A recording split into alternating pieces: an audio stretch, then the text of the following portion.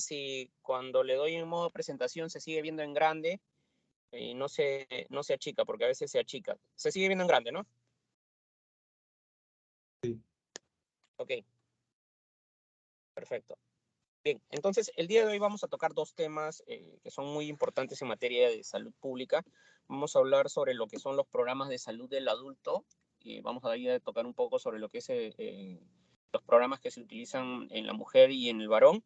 Y vamos a hablar sobre lo que es el tema de promoción, prevención y control de la tuberculosis, ¿no? Que está relacionado a una de las estrategias más importantes, las estrategias sanitarias más importantes de nuestro país. Entonces, son estos los dos tópicos que vamos a tocar, el tema de atención integral en la etapa de vida adulto, mujer y hombre y varón, y el tema de la prevención y el control de la tuberculosis. Aquí un poco para ver unos gráficos, cómo se ha ido moviendo la población de acuerdo a las diferentes etapas de vida, ¿no? En el gráfico superior, por ejemplo, tenemos cuál fue el escenario, ¿no? De acuerdo al INEI para el año 2016, y en el segundo gráfico estamos viendo nosotros pues cómo está la población al año 2022. En realidad la composición no ha variado mucho, si ustedes pueden apreciar, ¿no? Siempre el mayor porcentaje está en el grupo adulto, ¿no? Entre los 30 y 59 años. Era casi de un 36% en el año 2016 y ya ahora para el año 2022 estamos alrededor de un 39%, ¿no? Se ha incrementado un poco. De igual manera, en la población adulta mayor ha pasado de casi un 10% a un 13%, ¿no?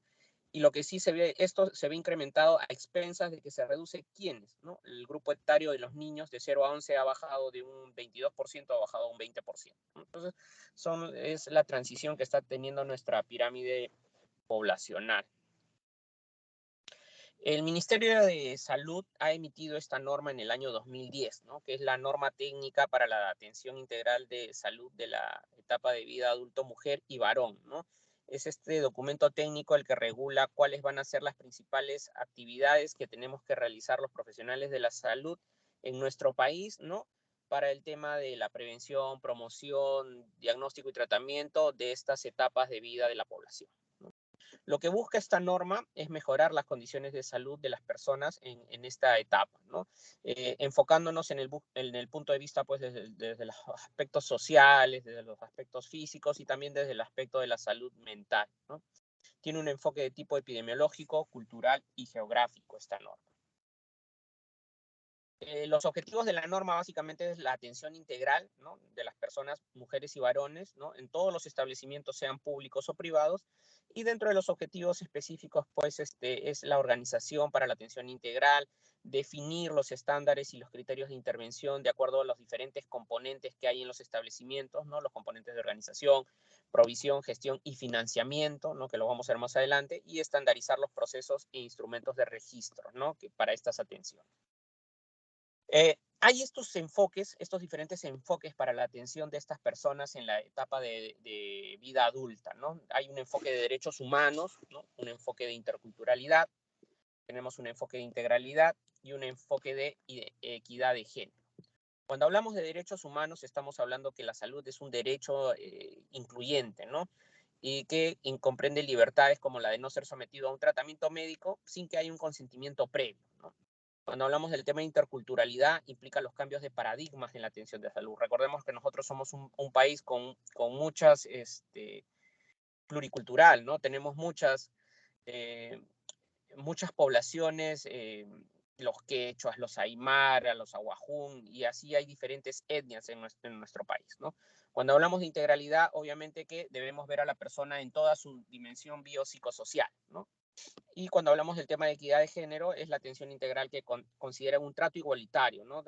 Y que los servicios puedan ser adecuados para brindar este tipo de atención.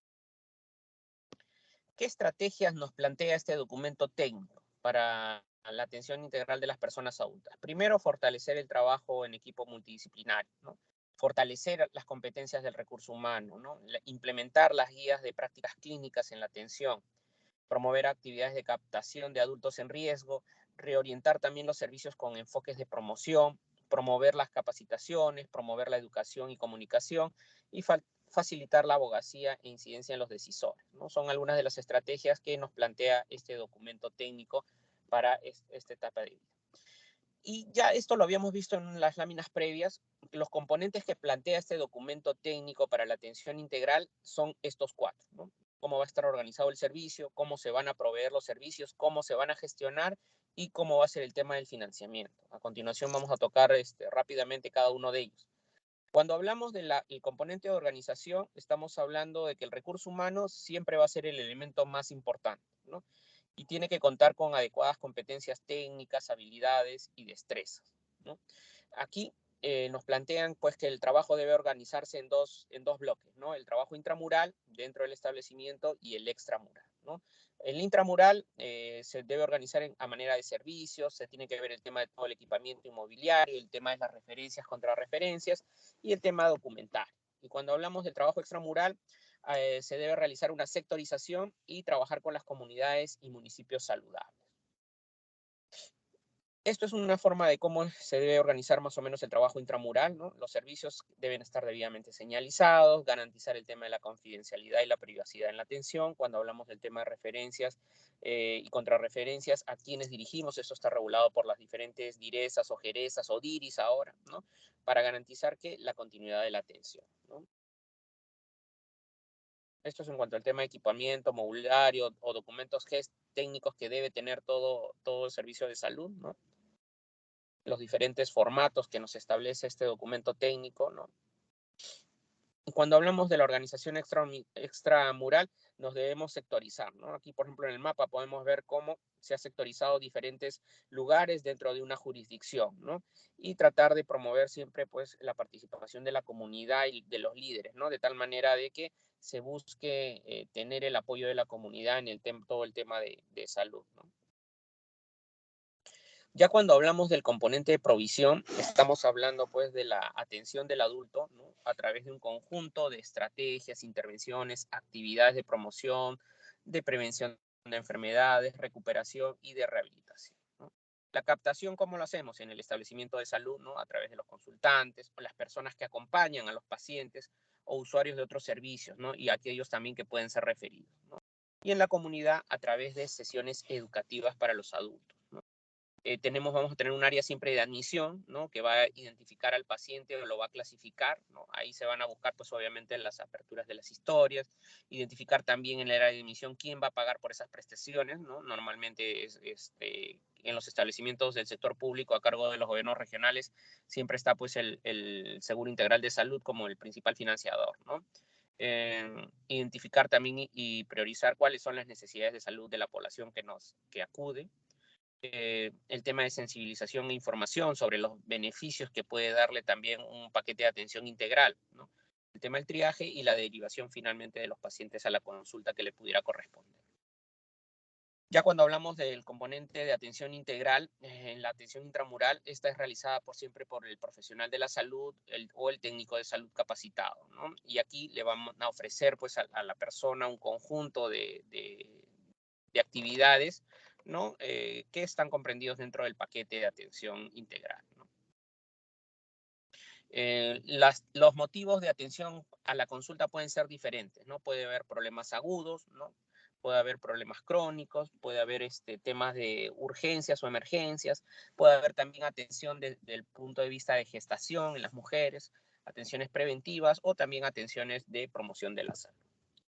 Y dentro de lo que corresponde el tema de atención integral, va a haber un conjunto de actividades programadas, ¿no? Que va a incluir un paquete de cuidados esenciales, ¿no? Aquí podemos tener que las personas que acuden al establecimiento de salud pueden tener pues, necesidades sobre los determinantes de la salud. Puede haber necesidades de repente de mantenimiento de la salud o prevención. De repente tenemos un paciente hipertenso controlado y lo que necesita él es que mantengamos esa dolencia que tiene de manera controlada, ¿no? Necesidades derivadas de un daño, ¿no? De repente es una persona pues que es ese mismo diabético pero está descompensado, ¿no? Y está haciendo un pie diabético, entonces requiere un tratamiento. O también pueden haber necesidades derivadas de secuelas o disfunciones, ¿no? Atención de discapacidad, de repente una persona que ha sufrido una amputación y ahora va a requerir rehabilitación y reinserción social, ¿no? Son diferentes tipos de actividades que podemos brindar desde ese punto de vista. Y en cuanto a la atención extramural, estamos hablando pues de las visitas domiciliarias, ¿no? Es una actividad que permite un seguimiento y vigilancia de las personas para asegurar su continuidad, ¿no? Aquí se acude normalmente cuando no acude el paciente al tratamiento de su daño diagnosticado, insistencia o abandono. Aquí nos preocupamos sobre todo en las gestantes que no se pierdan o en los pacientes con enfermedades infectocontagiosas que requieren tratamiento continuo, como puede ser la tuberculosis también, ¿no? Cuando existen también condiciones de riesgo del individuo o el entorno familiar o su comunidad, lo que antes le mencioné. Pueden haber también atenciones a la familia y comunidad para efectos de las consejerías, de orientaciones, atenciones familiares, grupos de apoyo. Y también hay cuidados ofrecidos por otras familias, ¿no? Acciones de prevención y promoción de la salud y cuidados de familias con problemas de salud crónicos, ¿no? Hay cuidados también ofrecidos por personas de la comunidad, ¿no? Acá hay un tema de educación para el autocuidado de las personas y también tenemos atenciones de seguimiento y vigilancia, ¿no? Estas también incluyen pues el seguimiento de las actividades de acuerdo al plan de atención integral que pueda tener la persona. Cuando hablamos del componente de gestión, estamos hablando de la parte, por decir, administrativa, cómo tiene que funcionar, ¿no? Aquí tenemos que ver diferentes módulos, el tema de planificación, cómo va a estar el tema de la programación, el tema de la supervisión y el tema del monitoreo, ¿no? Cada uno con estas diferentes actividades. Cuando hablamos, por ejemplo, de planificación, tenemos que ver que exista o cumplir el plan de salud. Cuando hablamos de programación, este se va a realizar sobre la base de las necesidades, sobre la base del perfil epidemiológico de la población. Cuando hablamos de supervisión, hay que ver que se cumple el tema de atención integral en salud, la adecuación de los servicios de acuerdo a la categoría de los establecimientos, que se cumpla la cartera de servicios y que se vea el tema del sistema de referencia y contrarreferencias y las intervenciones extramurales, ¿no? Y cuando vemos el tema de monitoreo y evaluación, ver los indicadores desde el punto de vista de estructura, procesos, resultados o impacto, ¿no? Indicadores de estructura, por ejemplo, tenemos las normas técnicas disponibles en los establecimientos, el número de profesionales capacitados, número de establecimientos que brindan una atención integral a los adultos, mujer y varón. Los de procesos pueden ser todos estos, ¿no? Porcentaje de personas con sífilis, de gestantes atendidas, porcentaje de adultos mujeres con diagnóstico de hipertensión, porcentaje de adultos varones con diagnóstico de diabetes, toda una relación de estos indicadores, ¿no? Y de resultado, por ejemplo, puede ser porcentaje de adulto mujer o varón con atención integral y las gestantes también con atención integral. Y los de impacto, está la razón de mortalidad materna, ¿no? Que se tiende a tratar de disminuirla, o la tasa de mortalidad del adulto mujer y varón, ¿no? Todos estos indicadores están contenidos dentro de este documento técnico que ha emitido el Ministerio de Salud. Algunas definiciones operacionales, ¿no? Como las de gestión del conocimiento, ¿no? Nos refieren, por ejemplo, que a través de la capacitación del personal y de los agentes comunitarios, esto se llevará a cargo de la Dirección de los Recursos Humanos en coordinación con el equipo técnico en la etapa de vida adulto, ¿no? El sistema de información, que es el Sistema Único de Información, el GIS, que usa el MINSA, el tema de investigación operativa que está dirigido al diseño y validación de los modelos de atención, desarrollo de un modelo de capacitación, estrategias y mejoramiento de la calidad, ¿no? Temas como el de vigilancia epidemiológica, ¿no? Para obtener información sobre las principales enfermedades que aquejan pues, a la población que vamos a atender. Y finalmente tenemos el componente de financiamiento, ¿no? Aquí esto es cómo va a ser financiado finalmente todas estas atenciones que se brinda a la población, ¿no? Las formas de financiamiento pueden ser dadas pues, por recursos ordinarios. Ya ustedes han tenido una clase sobre el presupuesto, que es transferido directamente por el Tesoro, ¿no? El Ministerio de Economía les transfiere, ya sea al Ministerio de Salud o a los gobiernos regionales, y estos a su vez a las unidades ejecutoras, para que puedan pues, brindar atención, ¿no? Hay recursos directamente recaudados, ¿no? RDR, que pueden generarse en los propios establecimientos cuando cobran a algunos pacientes de manera particular, transferencias del nivel central y reembolsos del SIS, ¿no? Estas actividades programadas en la etapa de adulto deben estar incorporadas obviamente en el plan operativo institucional para que puedan contar con el financiamiento. Si no está dentro de mi programación, no voy a poder solicitar el financiamiento correspondiente, ¿no? Y finalmente tenemos la elaboración del presupuesto anual, ¿no? Que es considerar los fondos necesarios para la ejecución de la promoción, prevención, recuperación y rehabilitación. El paquete de atención integral del adulto mujer y adulto varón, ¿no? Son muy similares, obviamente van a existir algunas diferencias propias por el sexo, ¿no? Por ejemplo, en el caso de la mujer va a haber cánceres priorizados como el de mama y cervix, ¿no? Sin embargo, en el del hombre, pues probablemente sea pues el de próstata, ¿no?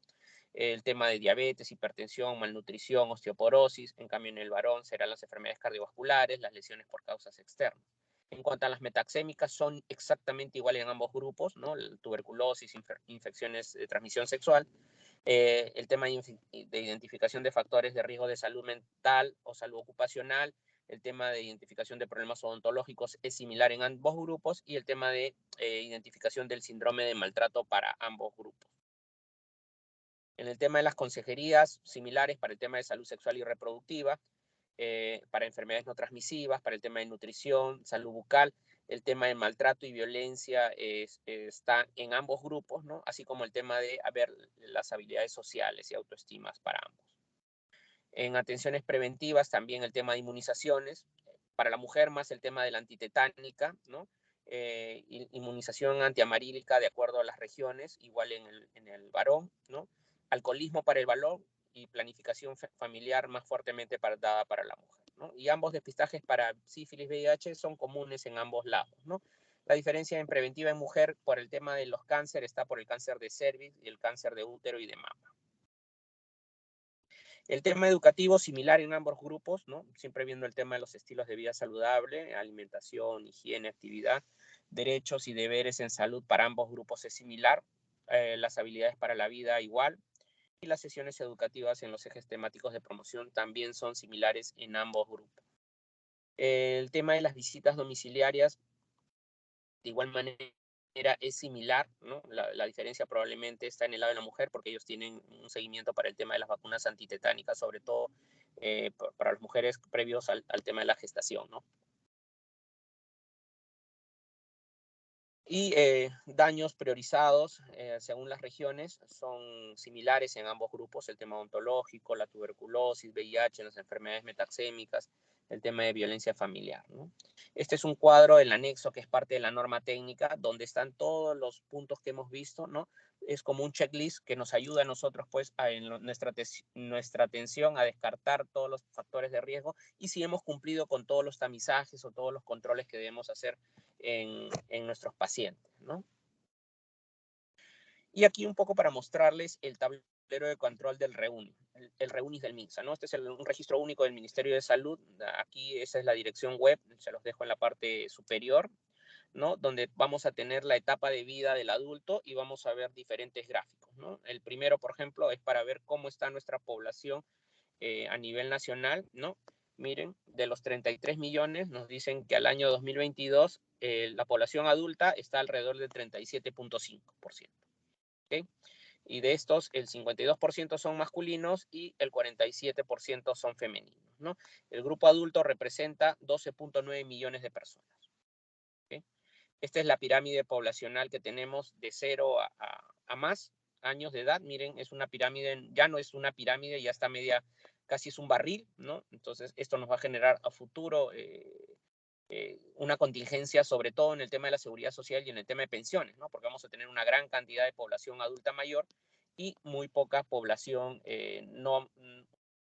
y muy poca población adulta productiva que pueda sostener a la punta de esta pirámide, ¿no? Miren, sumando ambos, casi 1 millón de personas de más de 80 años de edad.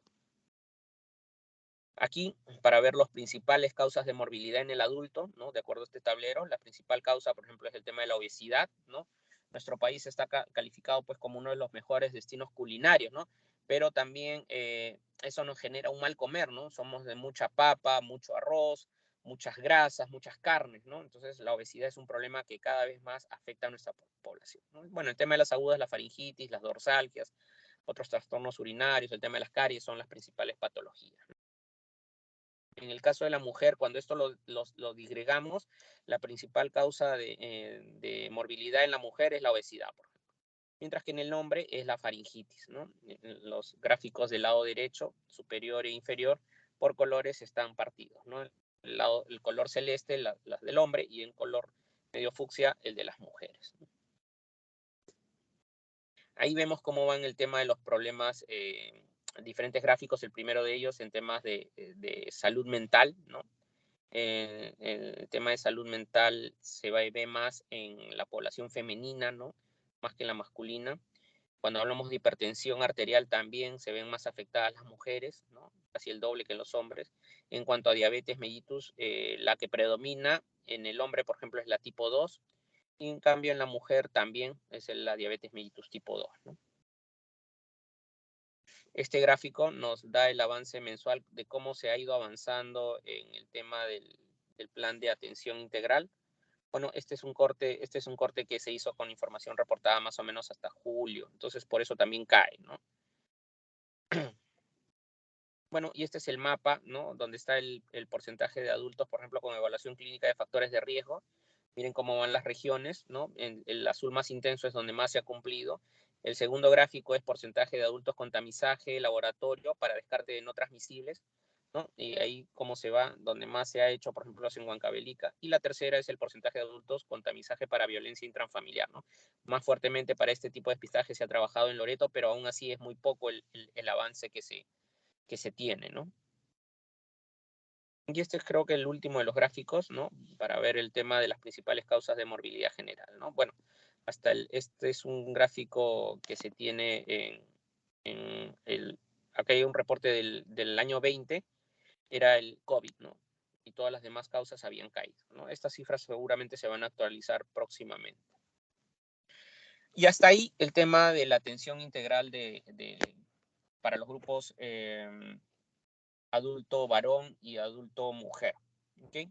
Ahora lo que vamos a conversar un poco es acerca del tema de promoción, prevención y control de la tuberculosis, ¿no? Este es uno de los puntos eh, más importantes probablemente de las enfermedades transmisibles que más aquejan sobre todo a la población en la zona urbana, ¿no? Donde puede haber bolsones de pobreza, donde puede haber hacinamiento, ¿no? Y donde el transporte público también es un facilitador, ¿no? Sube una persona enferma, tose, no hay ventilación, nuestro sistema de transporte anda muy colapsado, ¿no? Entonces pasamos gran cantidad de tiempo en el transporte público y podemos estar exponiéndonos a una infección, ¿no?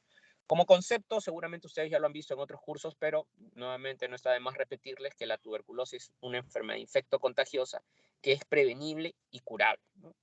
Causada, bueno, ya todos saben, por el Mycobacterium tuberculosis y que puede atacar cualquier parte del cuerpo, ¿no? Puede ser intrapulmonar o también hay causas extrapulmonares, ¿no? Puede atacar cerebro, columna o algún órgano. También es conocido, pues, obviamente como bacilo de Koch, ¿no? En honor al científico alemán que descubrió este bacilo en el año 1882. ¿Cómo se transmite la tuberculosis? A través del aire, ¿no? Una persona infectada habla o tose, esparce las bacterias y estas luego, pues, ingresan a las vías respiratorias de las personas que se encuentren dentro de su ámbito de influencia, ¿no?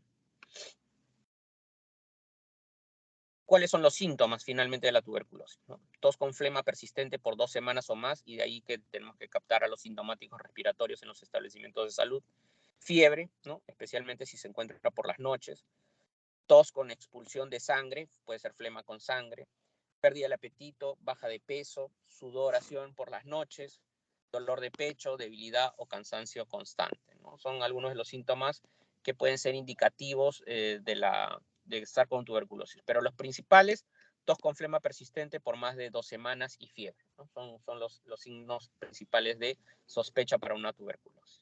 ¿Cómo lo diagnosticamos? Hay varios métodos, ¿no? El primero de ellos y el más común que ustedes deben conocer es el examen de esputo o la baciloscopía, ¿no? Consiste en tomar muestras de este esputo, ¿no? Y se recomiendan por lo menos 2 muestras, ¿no? La primera inmediatamente después de la consulta y una segunda al día siguiente, normalmente en la primera hora durante la mañana.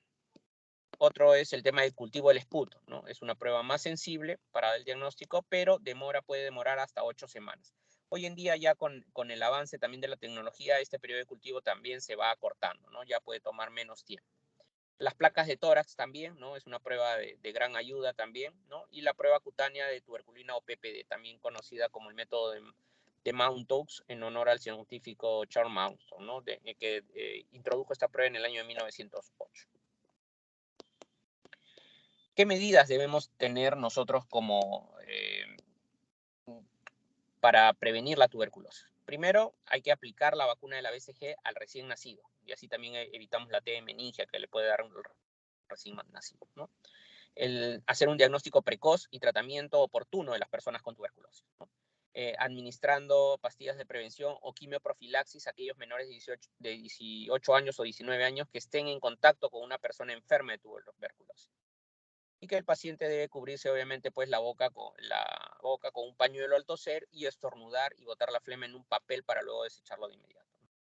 Taparse la boca con el antebrazo al toser, estornudar y hablar, no escupir en el suelo, ¿no? Asegurarse de que haya una buena ventilación y aire fresco, ¿no? En la vivienda como en el lugar de trabajo, y consumir una buena alimentación, ¿no?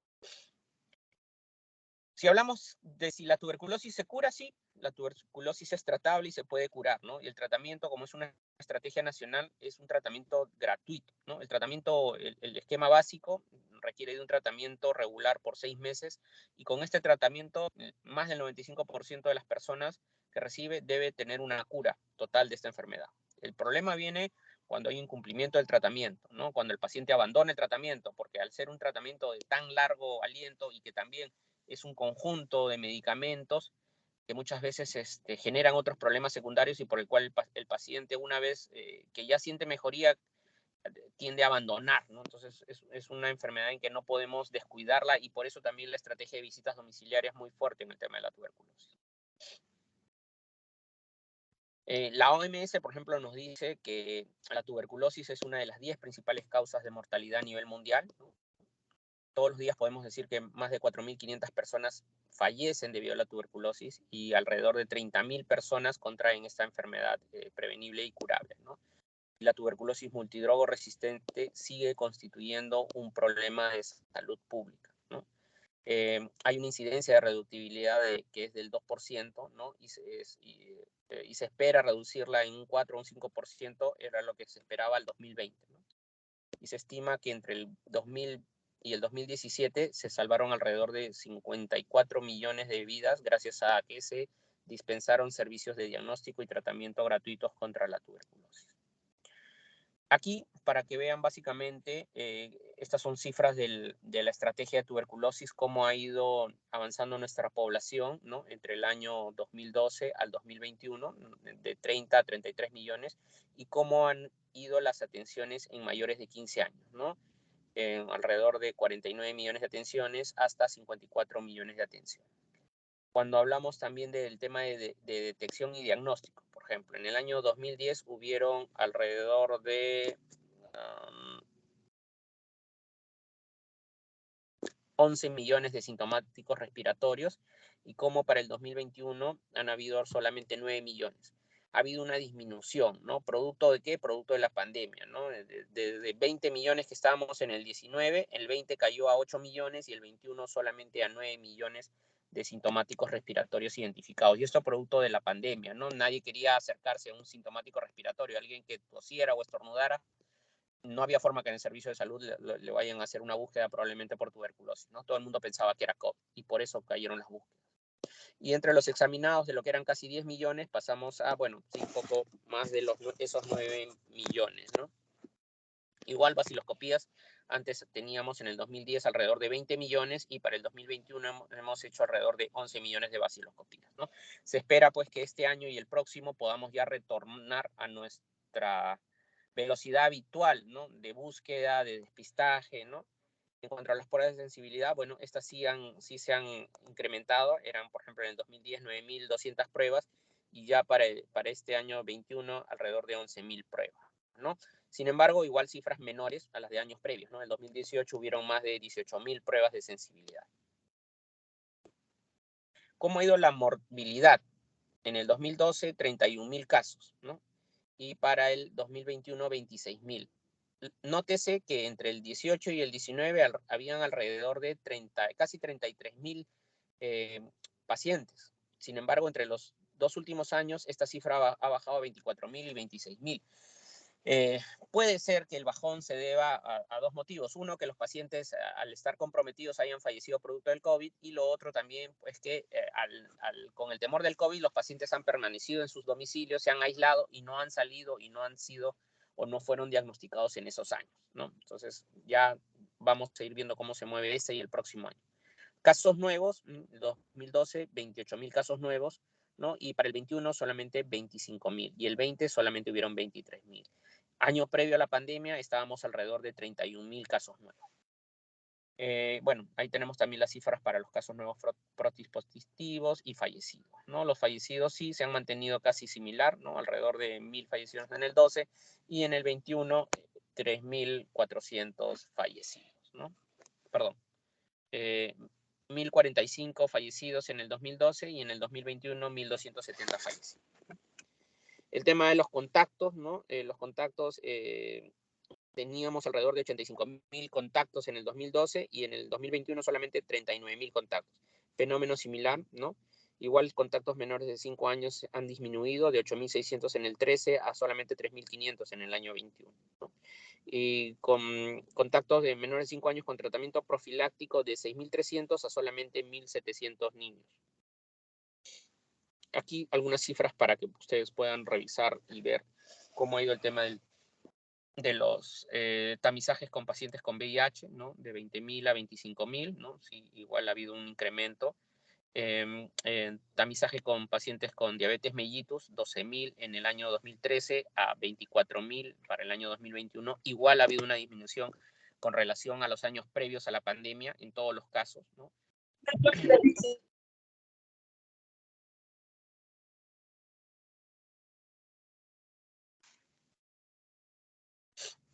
En cuanto a los casos con tuberculosis MDR, ¿no? Sí han ido subiendo, igual ha habido una disminución estos últimos años de la pandemia. Miren, en el 2010 teníamos 1.100 casos de MDR y para el 2021 1.256, ¿no? Nótese, antes de la pandemia estábamos alrededor de 1.400, casi 1.500 casos y de ahí ha caído a 1.200, ¿no? Los XDR se han mantenido prácticamente en el tiempo, empezaron con 50 en el 2010, en el 18-19 alrededor de 90, el 2020 hubo un bajón solo 50 y ahora este 21, 82 casos. Bueno, un gráfico para que vean la tasa de morbilidad y la tasa de incidencia, cómo se ha ido moviendo, ¿no? La tasa de morbilidad alrededor del 71% y cayó al 52% y al 57% producto de la pandemia, ¿no? Igual la tasa de incidencia alrededor del 68% cae también al 52% y finalmente frotis positivo casi se mantiene, ¿no? Alrededor de un 39% en el 18 y 34% para el año 21. Diferentes indicadores, ¿no? Que ustedes van a poder revisar, ¿no? Por ejemplo, el número de casos de TB en el MINSA, ¿no? En el 21 hemos tenido casos de tuberculosis 18.000, ¿no? Casos nuevos de tuberculosis muy por ahí, por el parecido, y casos nuevos tuberculosis frotis positivos 11.000, ¿no? Igual son gráficas son las gráficas de las diferentes barras que hemos visto previamente en las láminas anteriores que ustedes pueden revisar. Aquí un indicador que vale la pena, ¿no? La tasa de éxito o abandono de los casos nuevos, ¿no? Miren, la tasa de éxito está por encima, digamos, del 85%, ¿no?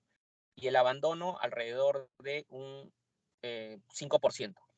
Si lográramos en los servicios de salud, nuestra tarea es de que ese 5% no abandone el tratamiento y lo culmine, probablemente estaríamos generando pues que el tratamiento su tasa de éxito esté por encima del 90%, ¿no?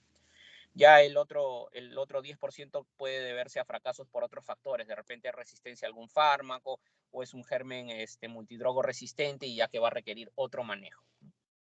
Igual los contactos examinados en los niños menores de 5 años, ¿no? Alrededor de, hemos estado casi cercanos al 90%, pero estamos ahora al 83%, ¿no? Y en el caso de que estén con tratamiento profiláctico, sí ha bajado, estábamos en más del 75% y ahora estamos alrededor de un 50%. O sea, hay que redoblar esfuerzos en esos aspectos, ¿no? Bueno, y este es el mapa de riesgo de la tuberculosis para el año 2001, ¿no? Los sitios más calientes, ¿no? El rojo, está la ciudad de Lima, tenemos Madre de Dios, Cusco, Ucayali, ¿no? Los sitios de repente que bajan, de ahí le sigue Loreto, San Martín, Ica, ¿no? De ahí amarillos, Ancash, Lambayeque, Pasco y finalmente pues está los lugares en verde, ¿no? Donde hay menos, Piura, La Libertad, ¿no? Huánuco.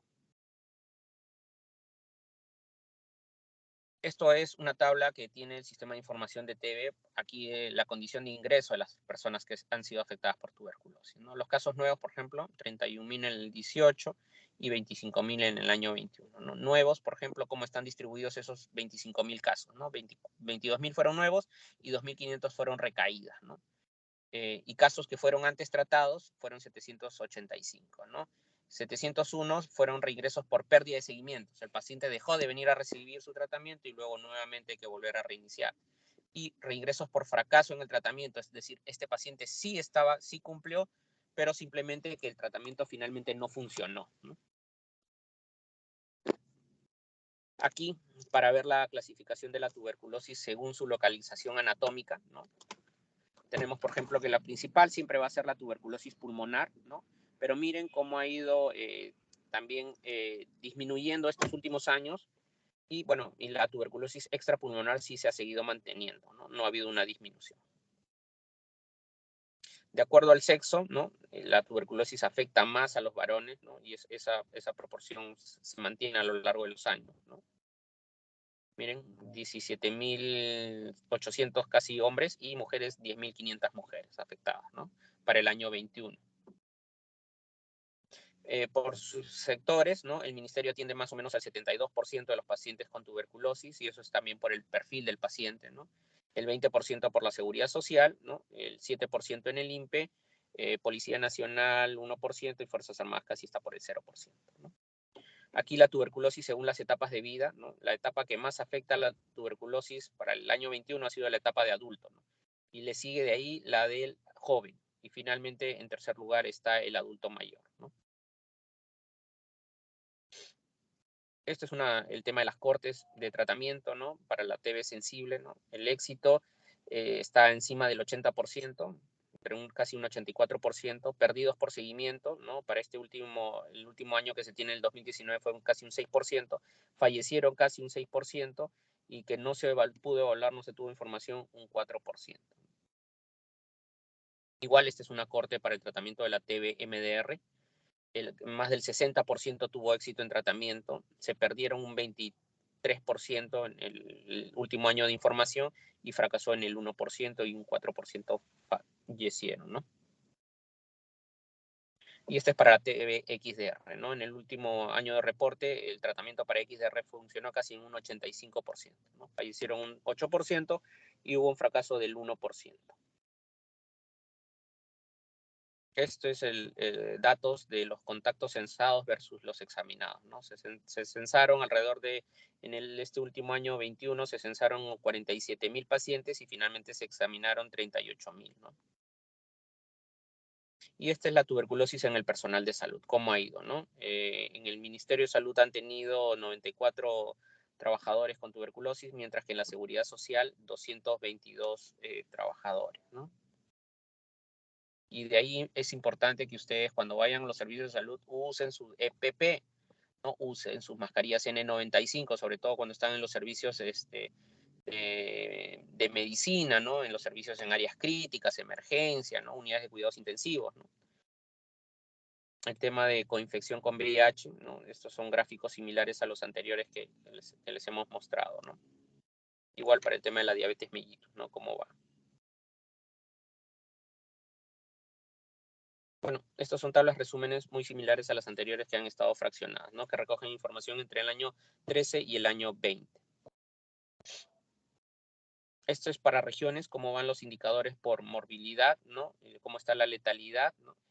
Ahí podemos ver, por ejemplo, que es más letal la tuberculosis, donde en Puno, ¿no? Tiene una letalidad del 10.5%, ¿no?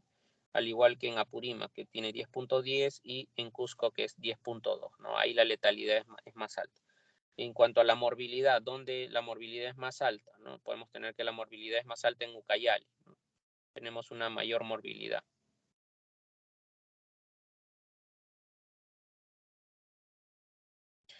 ¿Qué estrategias finalmente ofrece desde el punto de vista de la salud pública para contener el tema de la tuberculosis, ¿no? A nivel mundial se tiene una visión de que el mundo no deba tener la tuberculosis, ¿no? Y de esta manera debemos eliminar la mortalidad, la morbilidad y los sufrimientos que se deben dar en base a la tuberculosis, ¿no? hay algunos indicadores que se han trazado para todos los países, ¿no? Y dicen que para el 2035 se deba reducir la mortalidad en un 95% en comparación a la que se tenía el año 2015, ¿no? Y que haya una reducción también pues, de la tasa de incidencia de la tuberculosis en un 90% también, ¿no? ¿Qué principios para estos deben darse? La rectoría y la rendición de cuentas por los gobiernos, ¿no?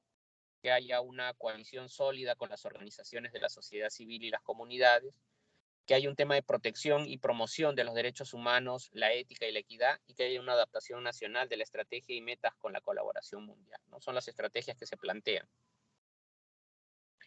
En cuanto a qué pilares y componentes podemos tener. En cuanto al tema de atención y prevención integradas por parte de los pacientes, hay que favorecer el tema del diagnóstico precoz. De ahí la importancia que hagamos búsqueda de sintomáticos respiratorios en los establecimientos de salud. Es algo que no debe faltar en los establecimientos de salud. El tema de la profilaxis, actividades colaborativas en pacientes con VIH y que tengan alguna comorbilidad que los puedan predisponer, ¿no? Hemos visto ahí pacientes con diabetes, pacientes hipertensos, ¿no? Que pueden ser más propensos, entonces hay que tener ahí algunas estrategias para hacer diagnósticos precoces en caso adquieran esta enfermedad. Políticas audaces y sistemas de apoyo, ¿no? Tiene que haber un compromiso político con recursos suficientes, participación de las comunidades y proveedores de salud, política de cobertura sanitaria universal y marcos reguladores, protección social y alivio de la pobreza, ¿no? Intensificación de la investigación y la innovación, desarrollo, descubrimiento y aplicación rápida de nuevos instrumentos, intervenciones y estrategias, ¿no? Investigación para optimizar la aplicación y el impacto. Entonces, aquí se presenta pues que para poner fin a la epidemia de la tuberculosis tenemos que ampliar el alcance y el ámbito de aplicación de las intervenciones y para la atención y la prevención de la tuberculosis, ¿no? Debemos tratar de obtener nuevos conocimientos científicos e innovadores para el manejo de esta enfermedad y aprovechar todos los beneficios de las políticas y de todos los sistemas de salud que haya, ¿no? Y en desarrollo, ¿no? Debemos hacer mucho benchmarking en cuanto al manejo de la tuberculosis, cómo se está moviendo en los diferentes sistemas de salud del mundo, de tal manera que podamos captar las mejoras de aquellas actividades o aquellas estrategias que están funcionando en otros lugares y tratar de estudiarlas, replicarlas y si funciona, expandirlas también en nuestra realidad, ¿no? Logros de las metas. Alcanzar las metas establecidas en la estrategia, ¿no? Fin a la tuberculosis, reducción anual de las tasas mundiales de incidencia de tuberculosis, aumentar del 2 en 2015 a un 10% la reducción, y en particular se precisa una nueva vacuna que sea eficaz antes y después de la exposición. Mejores medios de diagnósticos y tratamientos más seguros y más fáciles de seguir, ¿no? En particular, tratamientos farmacológicos más breves. Hoy por hoy, pues los tratamientos más cortos duran 6 meses, ¿no? Y no es un solo fármaco, es un conjunto de fármacos que, como bien les mencioné antes, puede traer muchos efectos secundarios a los pacientes, ¿no? Bueno, recordarles que el 24 de marzo es el Día Mundial de Lucha contra la Tuberculosis, ¿no? Y recordarles pues que la Dirección de Prevención de Control y Tuberculosis es el órgano técnico normativo acá en el país, ¿no? Que depende de la Dirección General de Intervenciones Estratégicas, ¿no? Y esta dirección es la responsable de establecer la doctrina, las normas, los procedimientos para el control de la tuberculosis en nuestro país, ¿ok? Esta es la misión y la visión que tiene esta estrategia. La visión es que al fines del 19 el Perú consolide y mantenga elevados niveles de eficiencia, eficacia y efectividad, garantizando la disminución progresiva y sostenida de la incidencia de la tuberculosis, ¿no? Ya este lema tiene que cambiar y actualizarse, ¿no? Lamentablemente la pandemia nos ha generado un atraso de 3 años en muchas de nuestras políticas y en muchas de nuestras normas, ¿no? Esperemos ya que próximamente se reviertan. Bueno, algunas de las actividades que se han realizado este año en cuanto al tema de tuberculosis, en marzo se iluminó de rojo el Ministerio por el Día de Lucha contra la Tuberculosis, ¿no? También se lanzó en marzo el plan de detección de TB por radiografía de tórax y pruebas moleculares. El Instituto Nacional de Salud continúa fortaleciendo sus servicios, ¿no? Y el MINSA también desarrolló en Trujillo actividades de concientización para la prevención contra la tuberculosis. Material comunicacional que está disponible en el Ministerio de Salud para los establecimientos de salud, para la difusión y comunicación sobre la tuberculosis, y me parece que esta es la norma técnica, ¿no? Para la atención de tuberculosis, la resolución ministerial que la aprueba, ¿no? Y como lema, ¿no? Que la tuberculosis sí se cura, ¿no? Recordar que el principal síntoma es la tos con flema por 15 días o más. Bien, y hasta ahí esa parte. Recordar que existen 3 formas de prevención en cuanto a tuberculosis: prevención primaria, secundaria y terciaria. La primaria es para evitar la infección del bacilo en la población expuesta, ¿no? Entonces, acá, ¿qué hay que hacer? Educar a la persona diagnosticada para que use su mascarilla, para que se cubra la boca, y promocionar el tema de la ventilación natural en la vivienda para que más personas no caigan contagiadas, ¿no? El MINSA y otras instituciones deben proveer vacunas contra el bacilo de la BCG a todos los recién nacidos, ¿no? Y el control de las infecciones y bioseguridad en tuberculosis, ¿no? ¿Qué otras medidas tenemos de protección respiratoria? Uso de las mascarillas 3M, ¿no? Que han estado tan de moda producto de la pandemia, ¿no? Pero es lo que tenemos ahora. Estas medidas de protección deben incluir asegurar la disponibilidad de respiradores N95 para los trabajadores, sobre todo de áreas críticas y en mayor riesgo, ¿no? Áreas de neumología, medicina, emergencia, UCI.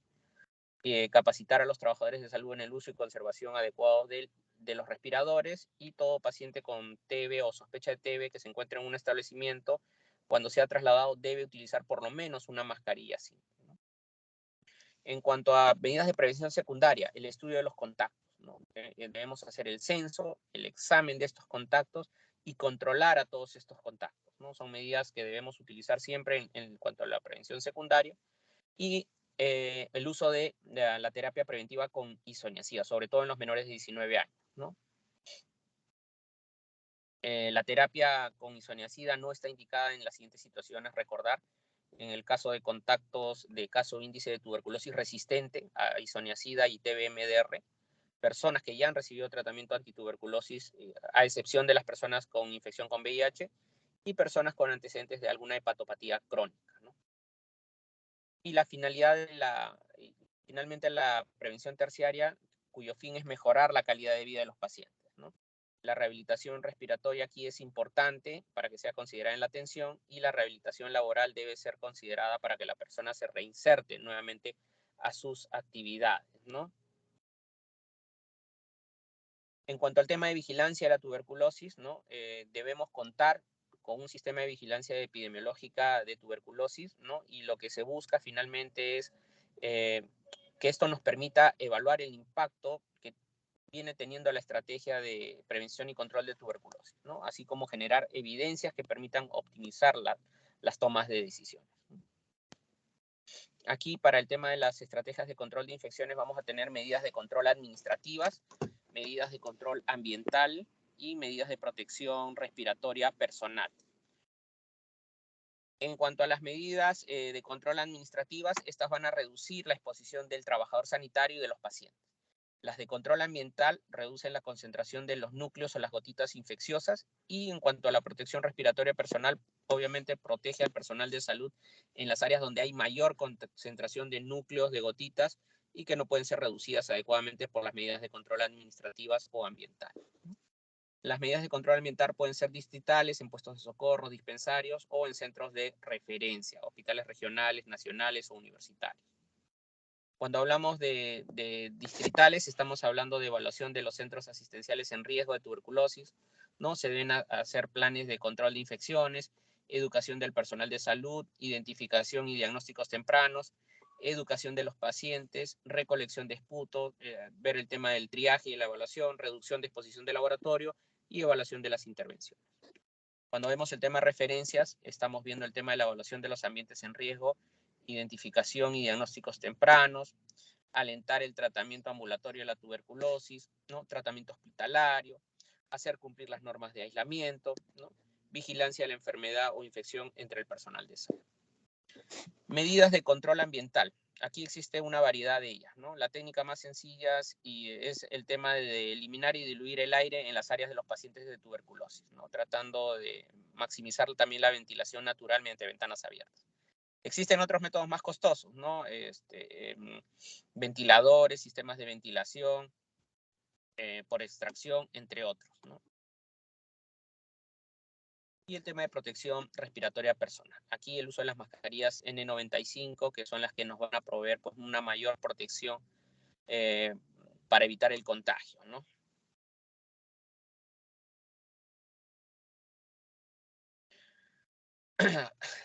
Aparte del uso de las mascarillas, debemos utilizar otras medidas de control administrativas y ambientales, ¿no? Habitaciones de aislamiento para los pacientes de tuberculosis, y a veces eso es muy complicado en los establecimientos de salud con el hacinamiento que tenemos y la falta de camas, ¿no? Pero es lo que deberíamos tener, ¿no?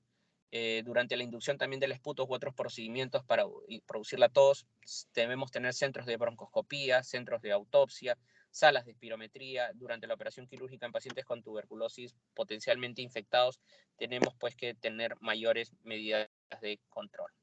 Y finalmente esto sería todo, señores alumnos. No sé si hasta acá alguna pregunta o alguna consulta sobre el tema.